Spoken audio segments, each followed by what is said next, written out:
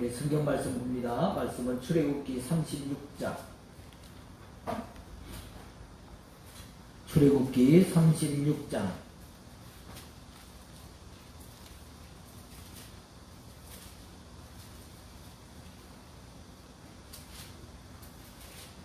1절과 2절, 2절 말씀만 읽겠습니다.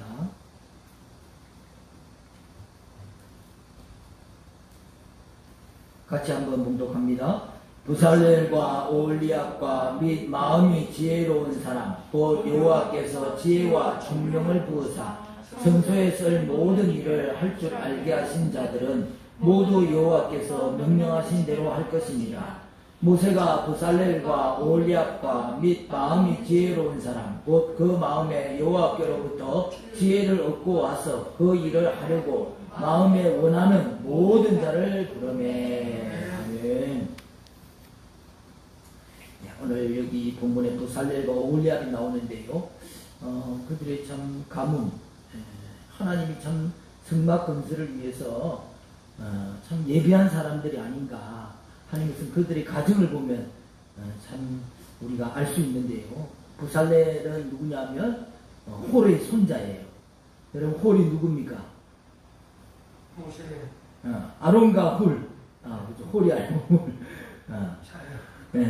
아말렉과 전투할 때 모세가 손이 올라가면 아말렉의 전쟁이 이기고 손이 내려가면 아말렉에게 패해가지고 후퇴하게 됐는데요.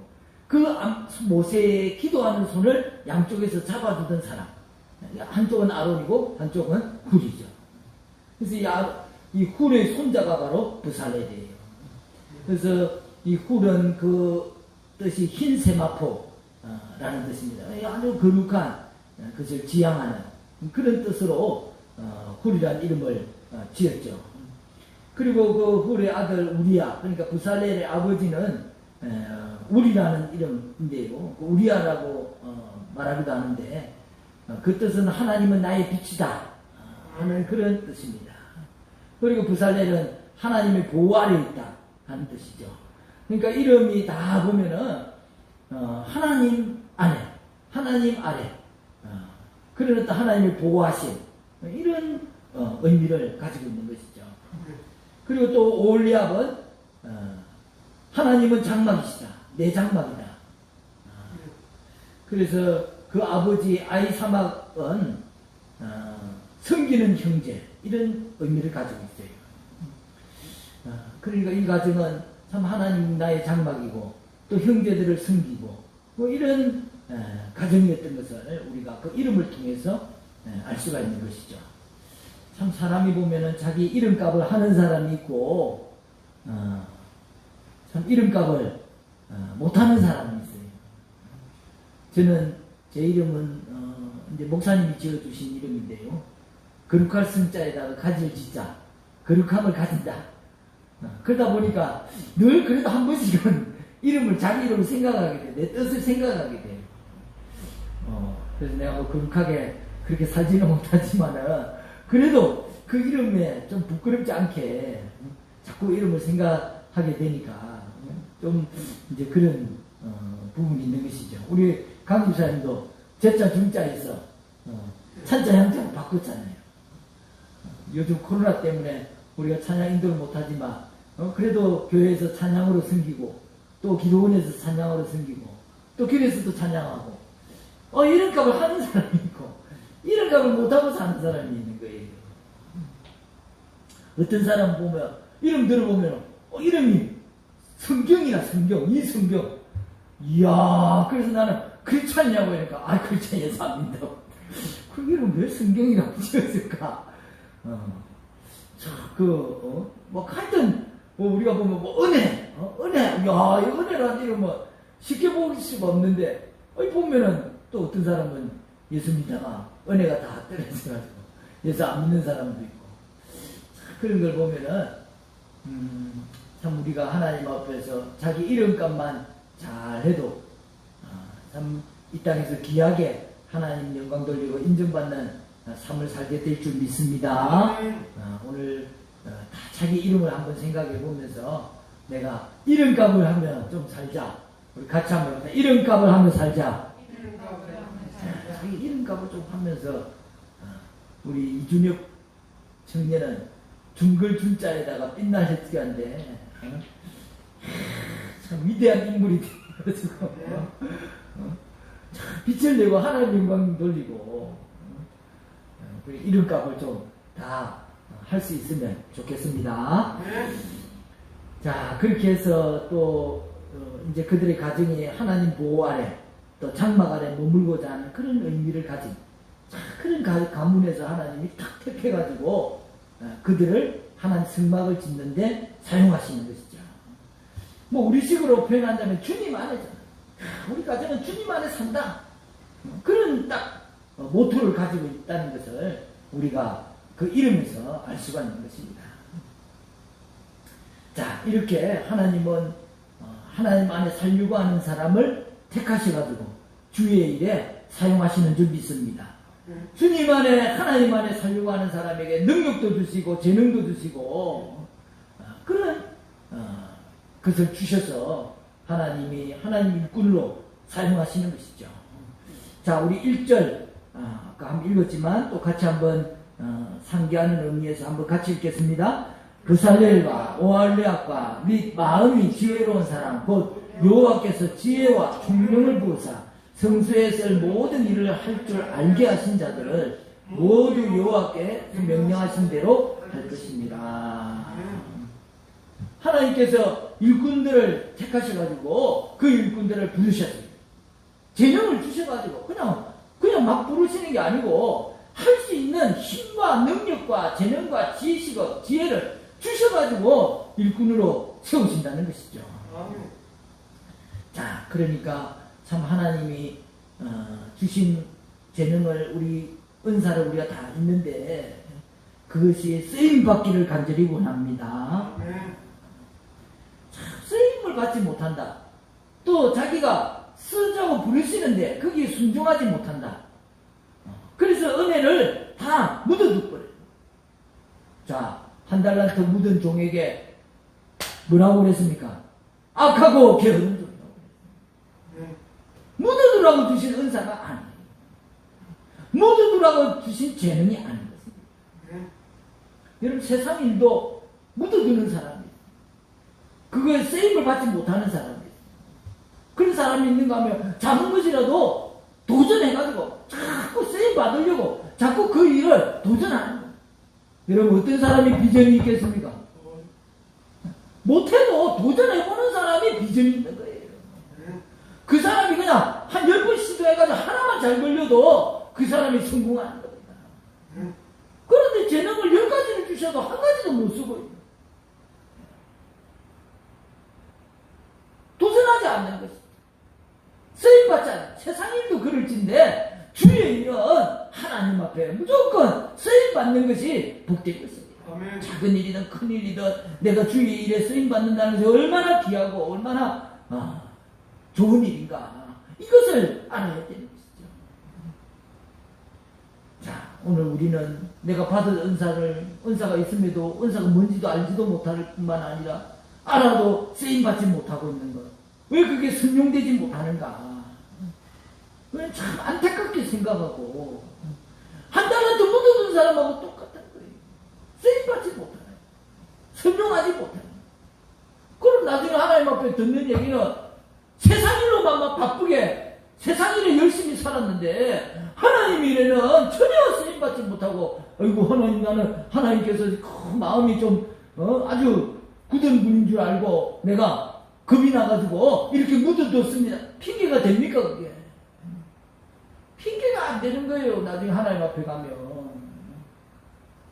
누가 무슨 큰일을 하라고 한 게 아니잖아요. 하나님이 뭐 그냥 요만한 거 주시고 뭐 이런 어마어마한 일을 하라고 하신 게 아니에요. 작은 일에 충성하라. 하나님은 내가 주신 은사 달란트 작은 거지만 그걸 갖고 최선을 다하는 그걸 갖다가 보는 것이죠. 큰일 하라고 하시는 게 아니에요. 자, 그래서 참 우리가, 여러분과 제가 늘 하나님 앞에 쓰임받는 그런 은혜가 있기를 바랍니다. 아멘. 그래서 또 하나님께서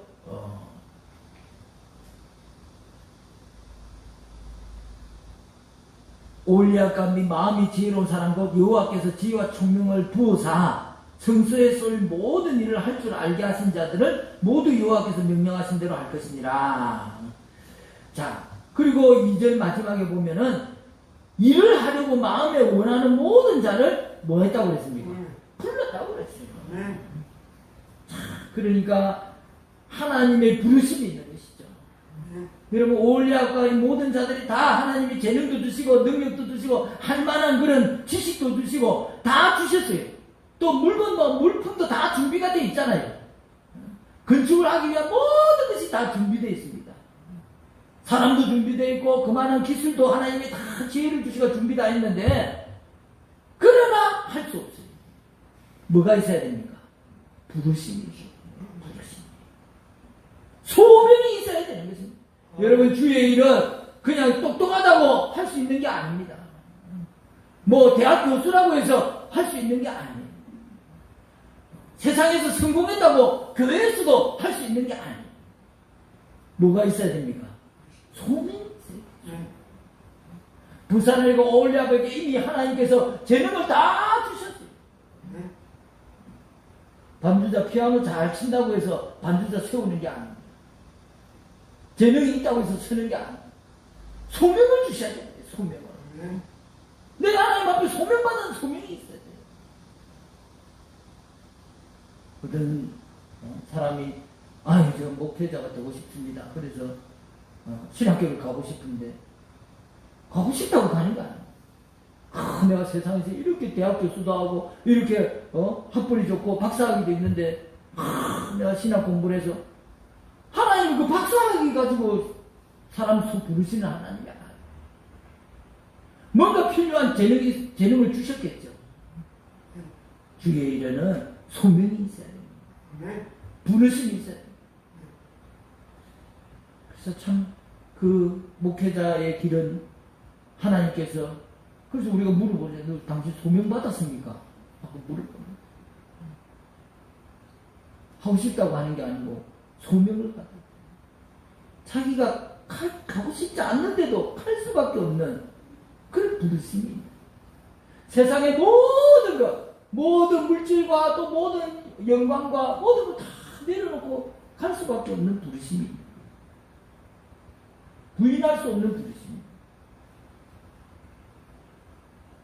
그 어떤 분은 내가 보면 세상에 다 일하고 나이 65세 돼가지고 은퇴해가지고 그때서 목회를 하겠다고 물론 뭐 그때도 정정하게 하실 수는 있겠지만 젊을 때 하나님 부르심에 소명에 귀 기울이지 않고 한참 일할 수 있을 때 그때는 세상 일에 바쁘게 하다가 나 그게 진짜 하나님 부르셨을까? 좀 그래.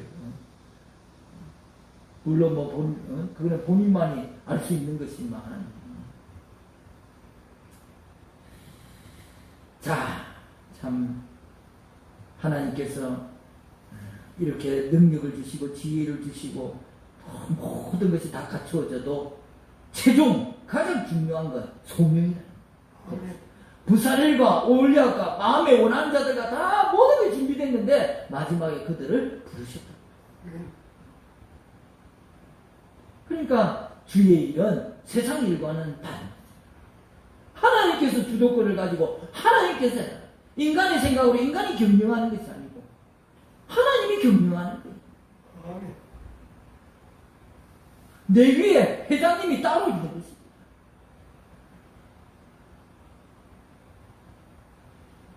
그런데 회장님 따로 있는데 밑에 사원이 자기들 마음대로 하면 됩니까? 그거는 바로 목 잘리는 거죠. 자기 마음대로 하다가 내 마음대로 할 수가 없는 게 주의. 왜? 임명권자가 따로 있어요. 결정권자가 따로 있는 것입니다. 주의. 그러니까 명이 떨어질 때까지 기다릴 수밖에 없어요. 그래서 이 목회라는 것은 기다림이 제일 중요해요. 인내하면서 기다려. 사람에 대해서도 마찬가지예요. 내가 어떻게 할 수 있는 게 하나님이 하시잖아요. 그러니까 인내하면서 기다릴 수밖에 없는 거예요. 아이고 하나님께 처분을 맡깁니다. 하나님께서 좀 해결해 주십시오. 하나님께서 사람 같으면 가가지고 뭐 돈을 주든지 아니면 뭐 야단을 치든지 아니면 뭐 구워 삼든지 인간적으로 그냥 어떻게 할 수 있겠지. 물론 하나님이 그렇게라도 해라고 한다면 또 그렇게 해야 되지. 그 명령이 떨어질 때까지 기다려야 됩니다. 왜? 경영하시는 경영주가 따로 있기 때문에 하나님 명이 떨어져야지 할 수 있다. 세상 일 같으면 그냥 내가 알아서 하면 돼.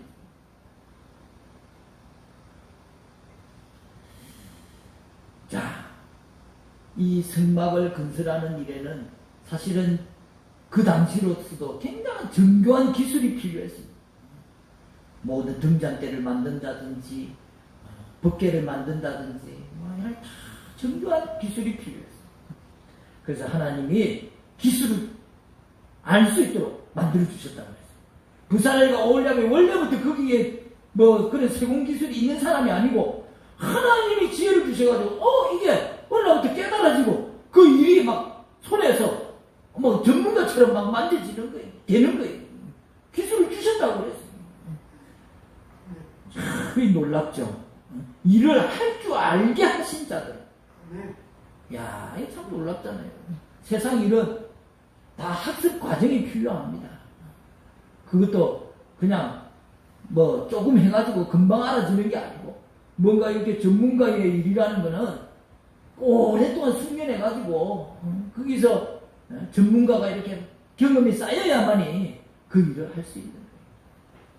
제가 옆에 우리 교회 페인트 칠을 한번 해보니까 얼마나 나 페인트 칠을 좀 쉬울 것 같아가지고 저거는 사람 안 시켜도 그냥 하면 안 되겠나 싶은데 그러니까 다른 사람들이 그걸로 밥 먹고 사는 일은 다 그만 어려움이 있는 거예요.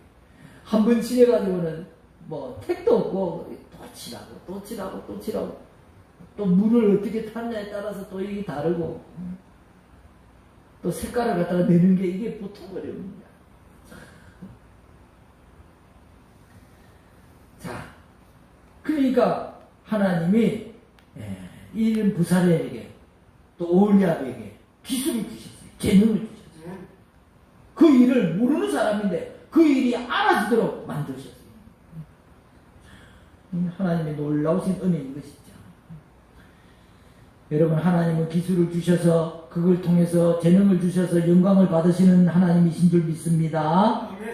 그래서 우리가 공부도 또 세상의 어떤 그런 것도 하나님께 지혜를 달라고 하나님 좀 그런 것에 대해서 또 알게 해달라고 시험을 준비한다든지 또는 어떤 공부를 한다든지 또는 내가 무슨 생업을 갖다가 어떤 일을 도전해 본다든지 그럴 때 하나님께 지혜를 구하시죠. 오늘 하나님이 알게 하신다고 그랬잖아요. 할 수 있도록 만들어 주신다고. 그러니까 세상은 오래 10년 20년 배워야 할 일도 하나님이 알게 하시면 단번에 그것이 깨달아지도록 만들어 주세요. 그런 지혜가 있기를 바랍니다. 우리가 참 성경을 잘못 이해하면 세상 지식은 쓸모없다 그렇게 오해하기가 쉽고 그래서 세상 것에는 담을 쌓고 살려고 하는 그런 경향이 신자들 사이에 종종 생깁니다. 은혜 받았다. 세상 거 나는 신경 안 씁니다. 나는 모릅니다. 여러분, 그게 크리스찬으로서 꼭 좋은 태도는 아니에요. 칼바르트가 한 손에는 성경을 다른 손에는 신문을 그런 명언을 얘기했는데요. 그 얘기는 뭡니까? 한 손에는 성경으로 우리가 진리를 알 뿐만 아니라 한 손에는 신문을 역사 속에서도 하나님이 일하고 계신다 하는 얘기예요. 세상 속에 하나님이 일하고 계신다는 거예요. 그러니까 성경에 있는 만알 게 아니고 세상 속에서 일하시는 하나님도 알아야만이 우리가 하나님 뜻을 온전히 이룰 수 있다. 왜? 우리 바로 세상에 붙이고 사니까. 세상에서 우리가 살고 있는 거잖아요. 즉 성경만 알고 역사를 알지 못한다면 세상에서 역사를 이끄는 분이 누구예요? 하나님이 세상의 역사를 이끄는 분이다. 그럼 그 역사를 알지 못한다면 우리는 잘못하면 역사성이 없으면 역사 인식이 없으면 큰 실수를 하게 돼요. 자, 전두환 군부가, 신군부가 군사 쿠데타를 일으켰잖아요. 그래가지고 5.18에 그 광주에서 수많은 사람들을 죽고 다쳤어요. 그래서 권력을 쥐고 기독교 인사들을 모아놓고 조창 기도를. 역사성 있는 분들은, 역사인식이 있는 분들은 이건 군사 쿠데타다. 나는 거기에 동의할 수 없다. 그래서 도망다니고 쫓겨다녔어요. 역사인식이 없는 분은 기도회 한다니까 막 무조건 좋다고 가가지고 거기서 그러면 따끔하게 하지도 못하겠죠. 거기 간 사람. 뭐 바로 막 끌려갈 텐데. 그러면은 그런 자신이 없으면 가지를 말든지. 그러면 가서도 그냥 가만 있든지. 거기 가가지고 찬양하고 높이고 그게 지금까지 그게 남아있는 거잖아요. 그 잘못된 게 지금까지 돌아가시고 난 이후에도 그때 했던 말들이 그대로 계속 남아있는 거예요. 얼마나 안타까운 일이에요. 그러니까 여러분 우리가 참 성경만 한 손에는 성경을, 한 손에는 신문을, 성경에 나타나신 말씀하신 하나님 뿐만 아니라 세상 속에서도 역사 속에서도 말씀하시는 하나님, 그 하나님을 알아야만이 우리가 올바른 신앙생활을 할 수 있는 것이죠. 사람의 일생에 있어서 필요한 것 중에 하나는 참 지혜와 총명이잖아요. 참 지혜와 총명이 얼마나 중요한가.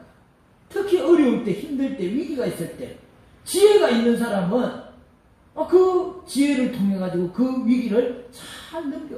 오히려 전화위복의 기회를 만들어요. 어려움을 오히려 기회로 만들 수 있는 것이 지혜인 것입니다. 그러나 어떤 사람은 어리석은 결정을 하는 바람에 좋은 때를 만났는데도 불구하고 어리석은 결정을 해가지고 패가 망신하는 것이죠. 여러분 요즘 너도 나도 대통령 한번 하겠다고 얼마나 많은 분 내가 보니까 역대로 최고로 많아. 여야를 가리지 않고 무중순으로 대통령 후보들이 얼마나 많이 나오는지 조금만 인기가 있으면 자기 대통령 한번 하겠다고 나옵니다. 그러나 과거에도 보면은 그냥 말 한마디 잘못해가지고 완전 국민한테 패가 망신하고 자기 지지율 하나만 믿고 하다가 결국은 신뢰를 잃어버리고 도태되는 그런 사람들을 많이 보잖아요. 그러니까 사람이 지혜와 총명이 있다는 것이 얼마나 중요한가. 세상 일에도 그런데 주의 일에도 언제나 우리는 인간의 지혜만으로 되는 것이 아니고 하나님이 주시는 지혜로 사는 사람이잖아요. 하나님께서 부여받은 사명을 수행해 나가는 일에는 말할 것도 없이 하나님의 놀라우신 은혜와 지혜가 필요한 것이죠. 여러분 그러면 하나님이 주시는 지혜, 하나님의 주시는 총명은 뭔가? 그것은 다른 것이 아니라 여호와의 명하신 대로 하는 것이죠. 자, 우리 36장 1절 한 번 더 읽겠습니다. 부살렐과 오홀리압과 및 마음이 지혜로운 사람 곧 여호와께서 지혜와 총명을 부어사 성소에 쓸 모든 일을 할 줄 알게 하신 자들은 모두 여호와께서 명령하신 대로 할 것입니다. 야, 이게 하나님 주신 지혜는 하나님이 말씀하신 대로 하는 게 지혜라는 거예요. 우리 사람이 생각하는 지혜는 머리를 잘 쓰고 자기 나름대로 아이디어를 내고 잔머리를 잘 쓰고 이런 걸 참 지혜롭다고 생각하기 쉬운데 하나님의 지혜는 그게 아니에요. 말씀을 잘 분별해가지고 하나님 뜻이 무엇인가를 밝히 아는 것이 그것이 지혜라는 것입니다. 그래서 부살렐과 오홀리압과 모든 이스라엘 백성들은 하나님 말씀을 전적으로 순종해가지고 건축에 일했습니다. 오히려 어떻게 보면 부살렐과 오홀리압은 이제 그 일을 잘 알아가지고 자기 나름대로 생각이 있을 거 아니에요. 내가 이렇게 하면 더 잘할 것 같은데, 이렇게 하면 더 좋을 것 같은데, 자기 생각을 내세울 수 많았잖아요. 그 정도 되는 지위에 있는 사람이고, 모든 정권을 자기한테 다 맡겼으니까. 부살렐은 이 총감독이에요. 성막 건축의 총감독입니다. 그런데 어떻게 했습니까? 한 번도 자기 생각을 내세운 적이 없어요. 충분히 그런 능력이 있고 그런 힘이 있고 그런 지식이 있고 그런 기술이 있는데 한 번도 자기 생각을 내세우지 않고 오직 말씀을 대로만, 그것도 쉬운 일이 아닙니다. 자기가 그 똑똑한데 자기 똑똑한 거 한 번도 내세우지 않고 말씀에만 순종해서 한다는 것이 그게 쉬운 일입니다. 그런데 그렇게 했다는 거예요.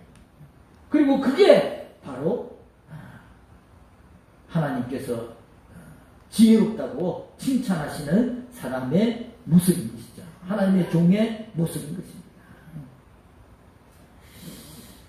그래서 건축자들이, 왜냐하면 주의 전은 세속적인 것을 배제해야 됩니다.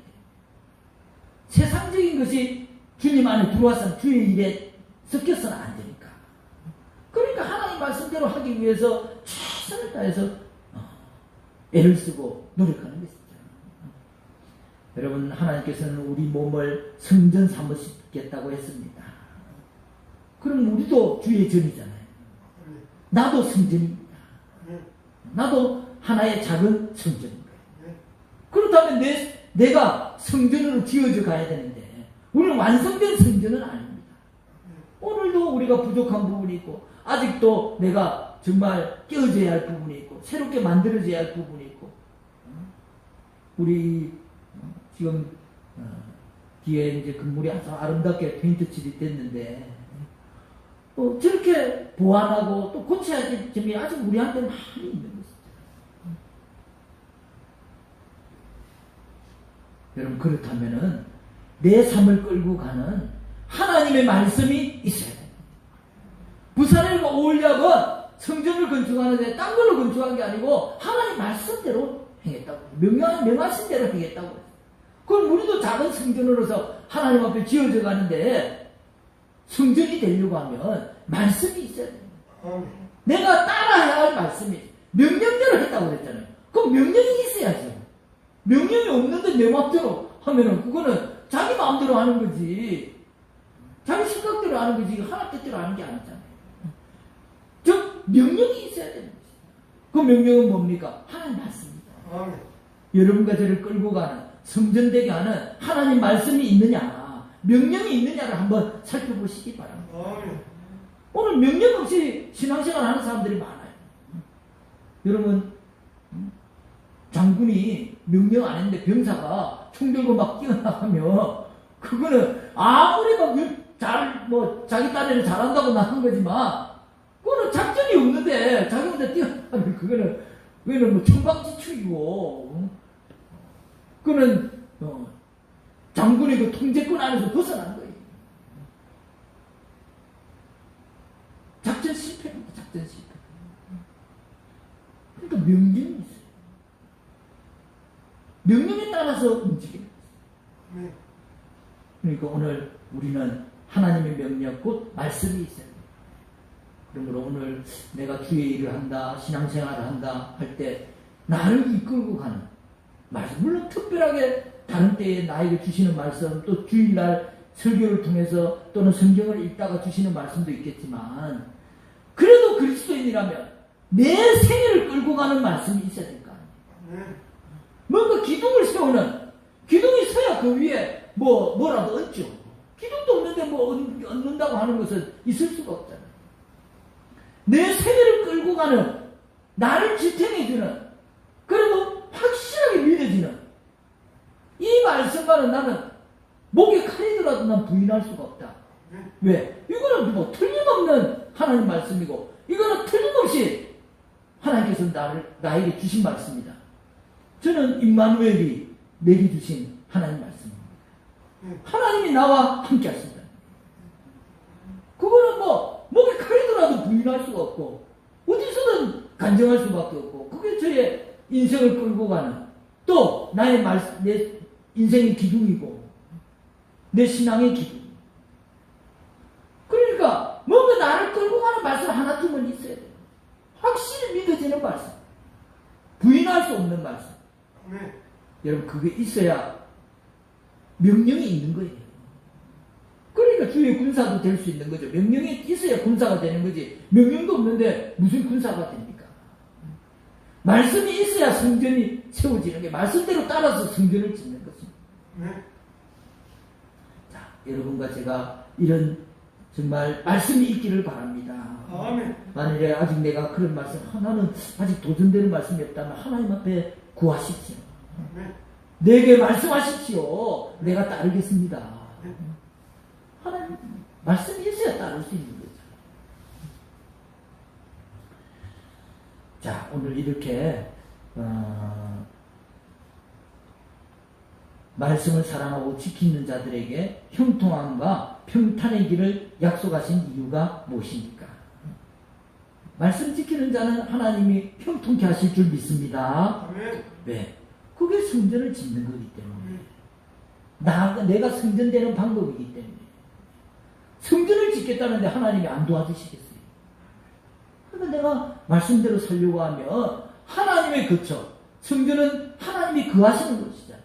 아멘. 내가 거하는 곳을 아름답게, 내가 거하는 곳을 짓는데 누가 그걸 욕할 사람이 누가 있어요? 도와주면 도와주지. 그러니까 말씀을 따르는 것은 하나님의 성전을 아름답게 짓겠다고 하는 거하고 똑같은 거예요. 그럼 하나님 볼 때, 내 거처를 아름답게 지으려고 하는구나. 그럼 그 사람을 밀어줍니다. 아멘. 자, 여러분과 제가 그런 정말 하나님 말씀, 하나님 명령 따라 사는 여러분과 제가 되기를 간절히 바랍니다. 아멘. 기도하겠습니다. 할렐루야. 하나님 아버지 감사합니다. 우리를 사랑하시는 주님, 또 이렇게 3일 기도회에 오늘 방송으로 또 예배를 드리는 우리 성도님들과 또 이곳에 나와서 함께 예배드리는 성도님들, 하나님께서 동일하게 큰 은혜로 함께하여 주시옵시고 오직 정말 주의 말씀에 붙잡힌 자 되게 하여 주시옵시고 오늘도 내 인생을 끌고 가는, 또 나를 성전되게 하는 그 말씀 한 절을 되새기게 하여 주시고 기둥 삼아 살아갈 신앙생활 할 수 있도록 축복하여 주시옵소서. 예수님 이름으로 기도드리옵나이다.